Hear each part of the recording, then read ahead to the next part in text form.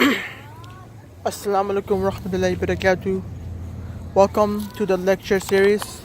This is lecture series 4. The lecture series 4. Alhamdulillahi Rabbil Alameen wa salatu wa salamu ala Nabil Kareem amma ba'd. We'll begin in the name of Allah subhanahu wa ta'ala, sustainer, creator of the heavens and the earth, the one you and I come from, the one we will return to. He has no partner, needs no one. His last messenger is Rasulullah sallallahu alayhi wa sallam. My dear respected brothers and sisters and elders and youngsters in Islam and those who are watching, we're going to talk about 3 topics, and inshallah I'll try to cover as much as I can, right? So I have touched upon few topics in the 3 lecture series.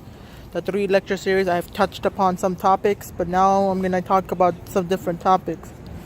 And we're going to talk about issues and things that we can address so that we can help in our society and make it a better place.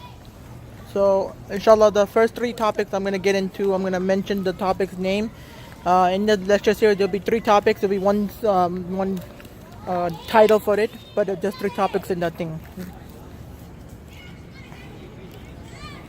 Inspiration. We're going to talk about inspiration. Number 1 topic, inspire, or you can say inspiration. What is your inspiration, and how can that benefit you? So we're gonna get into number two topic, and number 2 topic it is social media. I'm gonna talk about social media. Number 3 is it's our thought process. Now, moving into what I mean by thought process, we're gonna go with that being number 1, social media, number 2, and 3 we'll get into the other one, right? As we gone. So our thought process, we think a certain way because Allah has made us that way, and Allah had made us in a certain way to think a certain way, to process a certain way, right? So how do we think negatively and how do we think positively? Now, if you want to get away from negative, we all should have that end goal to get away from negativity. But to get away from negativity, we have to be thinking like positive. We have to spread positive. We have to bring positive into our life. And how do you do that? That's another whole thing, but I'm going to just go on to like few things in there, right? Bringing positive in your life is to think, like when bad things happen to you, you think positively. Like, oh, yeah, this happened to me. It's fine. It's okay and it's good. But unfortunately, we don't think like that, and we attempt to get so emotional. We get so angry, we still get so sad, and we get so frustrated that something like this happened to me. I got into a car crash, I got into this and that. Why is it happening to me? Why me? That's the thing we go into. We don't think like positive. Okay, it's happened, I'm fine, alhamdulillah. Yes, I've been through this calamity or this tragic thing, I'm just fine. Think positive. Because if you're staying in that mode of negativity or in that emotional state, you will think that way. And then when you think that way, you will respond. It will go down to your nafs. And your nafs already will be like getting stronger in the wrong sense. And meaning it will control you to do things that you're not supposed to do. And you won't understand anything. So positive vibes need to be the key that you're spreading, so that people can be motivated by your positivity movement and positive vibe and positive attitude, which will bring them closer to God, bring closer to Allah subhanahu wa ta'ala, and bring that positive thinking into your mind. Now, that when you look at the Sahaba Ajmain, they've gone through so much, but in that time that they've gone through so much, they have kept positive and mindset. They have gone through emotions, but that emotion did not control them. Did not control them to the point where they would think the way they are emotionally going through. What emotion you're going through. If you're going through sad, you're going to think like your sadness. You're going to think that way. You're going to have that kind of thought process. But in reality, is we need to stop and think. If I were to go and get sad, yes, something tragic happened, you should get sad. But understand that shouldn't bring you down, meaning your thought process will be destroyed. It will not be destroyed, but just be affected. The effects of your emotions will just caught up in there, right? So we need to kind of really understand that we're not trying to do that. We're not trying to. We're not trying to. We're not trying to do that in any sense. So positive vibes, positive attitude, keep that into your life. And I think, inshallah, things will go good for you then. Social media. Now we're going on to social media. That's number two. That's number two. Social media is a good platform for getting the message out, but it can also be a place where you destroy someone's feelings, destroy someone's image. Because it's unfortunate, brothers and sisters and elders and youngsters in Islam, and those who are watching and at large, social media today is not always used for positive things. It's also been noted that it's been used for negative things. And negative things just doesn't affect one person, it can affect the whole. It'll be like a chain reaction. If that person is sad, the family of that person, if it's his wife, his children, his mom, his dad, or her dad, right? Her dad, her mom, her husband, children, they are all being affected by this because of the one person or a group of people just spreading hate upon the social media. So when we think about it, we have to wake up. We can't just be spreading negativity because our younger generation will pick up that habit of doing that, and they will go beyond and they will hurt people.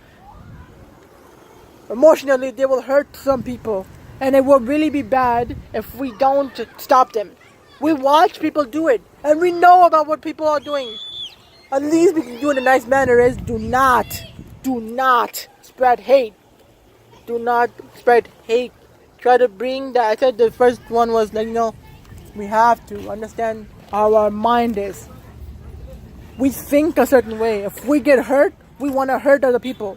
And we really want to go out of our way to go and hurt those people. And we won't care what they're going through, because when we went through something, no one helped us. No one stopped the other people that doing this wrong on social media. And I'm talking about just social media. I'm not talking about anything else. I'm just bringing up the matter. Social media can also lead to people dying. And then that is not something we should always promote. We shouldn't promote it and we shouldn't do it. Right? But how do we stop that? We have to understand when we are posting something, it could be having a chain reaction. And that chain reaction will hurt people, or would it be bad or good for someone. So the chain reaction will go on to becoming something very good, positive and vibes, and people will benefit from it. Or it could just go downfall and it could just be bad for the entire community at large. It could be your family, people around you. So we have to wake up. Because we don't think like that if someone's going to get hurt. We're thinking like this. This is our mentality that we got hurt. We got hurt. Where was everybody else? Just look at the Sahaba Ajma'in. There was no social media.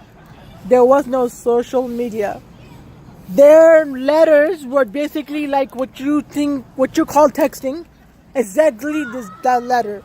There was no Facebook, there was no Twitter, there was no Instagram, there was no YouTube channel or YouTube, right? It was just simple letters.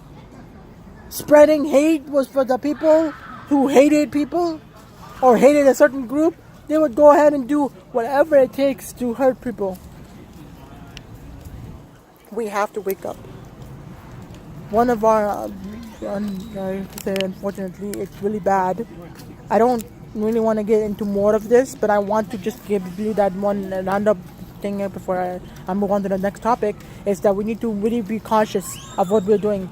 If someone's life gets hurt, if someone decides to kill her or himself because of your posting, what would you do? What would you tell Allah subhanahu wa ta'ala and God? On the day Yawm al-Qiyamah, you can't tell Allah la lie. You can't tell Allah that my posting, my thing that I posted or I've done bad would not be good. We have to understand, my dear respected brothers and sisters and elders and youngsters in Islam and at large who are watching, social media is like I guess you could say, like a weapon. It could be a good tool, it could be a bad tool. Left is a bad tool and the right is a good tool.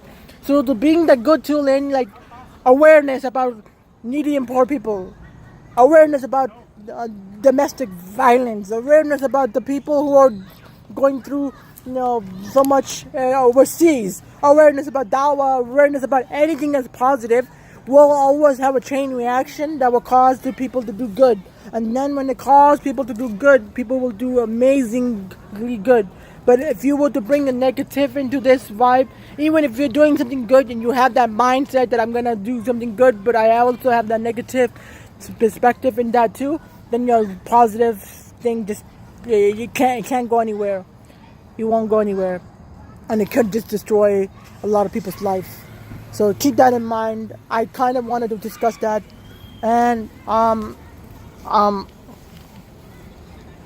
yeah. So I think it's one of those things that we need to like kind of be very careful about what we do on our social media, which is Facebook, YouTube, Instagram, Twitter, with or whether it is Kicks. Just keep that in mind whenever you're posting. Is posting for the betterment for the society or harmful for the people to view. Imagine if a little child comes on there and watches your posting, and if it's something very bad, what would that child do? He or she does not know what that is, but then you post it, and now it's getting all the viral views or viral likes. And what is the whole point concept of likes? What is the whole concept, huh? It doesn't matter how many times you think you're doing good or that. We have an angle. And our angle is we want to get recognized. And we want to be recognized for the work that we're doing. There is no positive angle. Some of us do think positively. And that's something we should keep that in mind. I'm going to move on to the third topic. And I want to change it up. I know I mentioned another topic before, right? And my third topic was another topic that I want to talk about. But I want to change the topic up. I want to talk about violence. And I'm going to keep that into mind right now. We're living in a dark era where violence is more commonly being heard on the news. Someone died, someone got shot, someone got hit, or domestic violence with the women being abused. I'm not here to do a fundraiser, and I mentioned that before, but I'm here to talk about these issues because it's very rare that you will hear about people talk about this. How to fix the problems. We can definitely work on, building that relationship up with our brother or sister. If he is doing something or she's doing something, we need to no, kindly don't get all up in their business, but kindly try to see what's the cause of the problem. And if they can work it out, it'd be great. See, imagine a lot of the times you hear on the news someone got hurt, someone got killed, someone got this, and then you hear about domestic violence on women because we think, manly people think that we are so manly we can do whatever we want. We're pleased to hit our women and it'd be fine. We are abusing our women. There are basically, and astaghfirullah, I want to say this right now, astaghfirullah, they think it's a toy. Women are a toy to them. Meaning that they can abuse you how many ever times, and then they will expect you to become more beautified, to serve them, and to do whatever they want you to do. Now, in reality, I don't want to get deep into this because it's a whole different topic, but the violence needs to stop. Because our youngsters are watching this. It's very sad and very unfortunate. We do not get together to work on these issues unless something like this ever takes place. If a gunshot happened in our community, if our violence about women being, abused happens. When I say happens, it happens to them. Then we will realize that this could happen to us. But other than that, we don't get together. Where's the law enforcement? Where's the police department? Where's the imams, the pastors? They still need to sit down and do a dialogue. A dialogue could take 5-10 minutes, maybe 20 minutes. But the dialogue will bring positive change to your society, that which we need because we're living in a dark era. And we can't just be blinded thinking that it's fine. It's not our problem. It's not our brother or sister. It's not our faith or ethnicity that people are dying left and right and women are being abused. What? Why should we care? Why should we care for our brothers and sisters? Look at the Prophet sallallahu alaihi wasallam. He didn't even have to say anything people didn't have to say anything to him. He was motivated to give help to anybody. Regardless of your ethnicity, your race, it doesn't matter. Because what Islam teaches us is to lend a hand. lend a hand to our large community or society, so that way we can make it better for our youngsters, for our youth, so that way when they go out, it's safer for them, it's better meant for them. And that doesn't matter if you're Jewish, you're Hindu, you're Christian, you're Muslim, it wouldn't matter. Work together for betterment for your society at large, so that way people will look at this as a way of uniting, as a way of bridge to gap. The gap that we have in the middle is really bad, because when bad things happen, we get together. We will talk about all these plans that we have, but besides that moment, there's nothing bad happening, we will not get together. We will not talk about these issues, and we will not care, because we do not have anything involvement about this. If it will happen to our children, you will make a big deal about it. You want people to get together, talk about betterment for the society. Look at yourself. If it happens to you, you care. If it doesn't happen to you, why should I care? Why should I be involved in this? Women being raped, women being abused, children watching this happen in their household. Why? Watching the gunshots go off in the neighborhood, in society, in a community area, right? It's not even right. Let alone we gotta sit there and watch this happen in our society and say, yeah, we're not part of this. We don't even have anything to do with it. Why we get involved? You can talk to the person who is abusing the women. Tell them, look, this is not how you should do it. If you want to talk it out, talk it out. Just let it out, talk it out. Don't have to go all abusive all over you to your wife, your sister, your mother. And I'm talking about violence being a bad influence for our youngsters. Because when they're growing, their brain is growing. And as they see these things, and they see it, the norm happening, they will do it. They will do it too. They will do it too. They will do it to themselves. Meaning if they see the elderly people doing it, gunshots is really good to get a gun, shoot off the place, right?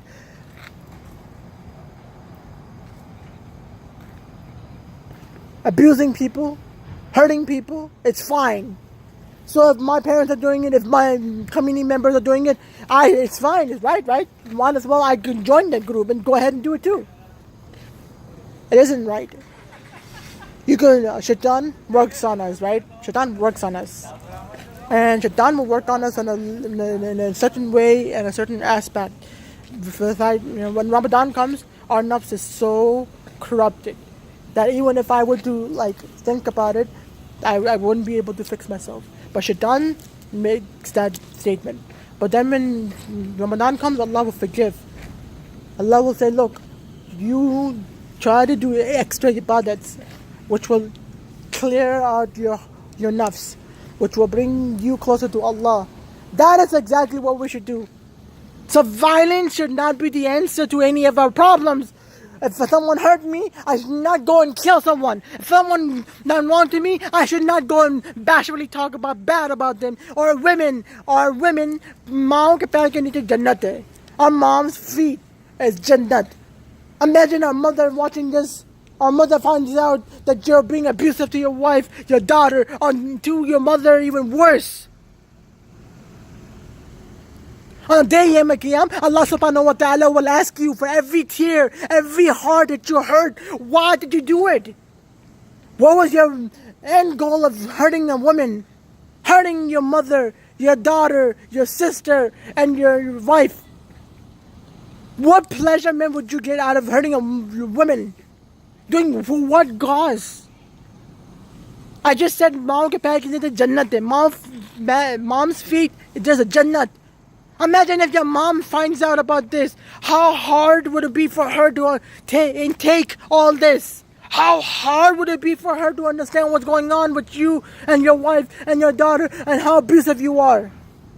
Children will be screwed. Children will be screwed because their mind will watch the violence and will be norm to it. Meaning they will do it when they grow up. Because the mom, Ammi Abu can do it, or Abu can do it, it's fine, Dad can do it, why can't we? We can be abusive to our husband, abusive to our wives. It's fine. You can't stop us now. We are old enough already. We already know what's right and wrong. You did it yourself. Why are you stopping me now? Psychologically, it will hurt the kid's mind. Watching the mother get abused. Or watching the mother going crazy and abusing the husband. Why do we do that? And then you see that what? Divorce happened. You destroy a family like that. Understand your children are watching. For your experiments with your children, talk it out. Sit down in the room, close the door, and tell your children to stay away and talk it out, all your problems and issues. So that way it will not affect your family. That way it will not affect your children. And that way you do not have to show them the bad side. Even if you got into a little argument or problems or issues, you can work it out. Violence is the thing we run to. Someone hurt me. I wouldn't get up and go be like, yeah, I'm going to go bashfully talk bad about him. I'm going to hurt him to where emotionally he's hurt. But then some people be like, yeah, we're going to go attack them. We're going to physically attack them because we went through the pain of an attack that we witnessed on ourselves. If someone is doing something wrong to you, why should you go do something wrong? Look at the Prophet ﷺ. Did he ever go and do the wrong to him? The kuffars will come after him to kill him, to murder him, to stone him, to do bad things to him. But you never see him doing anything bad to them. He will never do anything bad to them because he knows Allah will ask them on the day of Qiyam that why did you do it? For every heart that you are hurting, you're going to be accountable for it. Understand that you're not a superhero. You're not getting the around the applause for hurting someone, to going through the violence. At the end, you kill someone. You can literally kill someone too. Some people do that. It's fine, akhi. They hurt me. I hurt them. What do you mean you hurt them? You hurt them meaning they're dead. They're gone. Their family is weeping and crying because you did something, because you did not feel, you felt the pain. You just felt the pain. That person felt the pain and passed away. What would you tell Allah subhanahu wa ta'ala? In the month of Ramadan, why would you guys be fighting in general? Work your issues out. Work your differences out. And that is what I want to end off with. Understand, violence isn't the issue. It will be the issue if you keep bringing violence into your life, and which will hurt you, which will bring you to depression, which will bring you down, and which will make you sad, and which will make your attitude bad. No one wants to be around you. And that's not what we want. We want people to understand that we're calm, we're chilled, we're just regular people going through regular problems, but we work it out, we talk it out. That's what we should do. If I have said something wrong, I apologize. If I said something beneficial, it's from Allah subhanahu wa ta'ala. First thing to do is subscribe to the YouTube channel. I will try to post as much as I can for the lecture series. Comment below if you want any topics that you want me to discuss or any issues you want me to discuss. Inshallah, I'll do that. My name is Ali Sayyed. Jazakumullah khairan for watching the lecture series. Assalamu alaikum wa rahmatullahi wa barakatuh.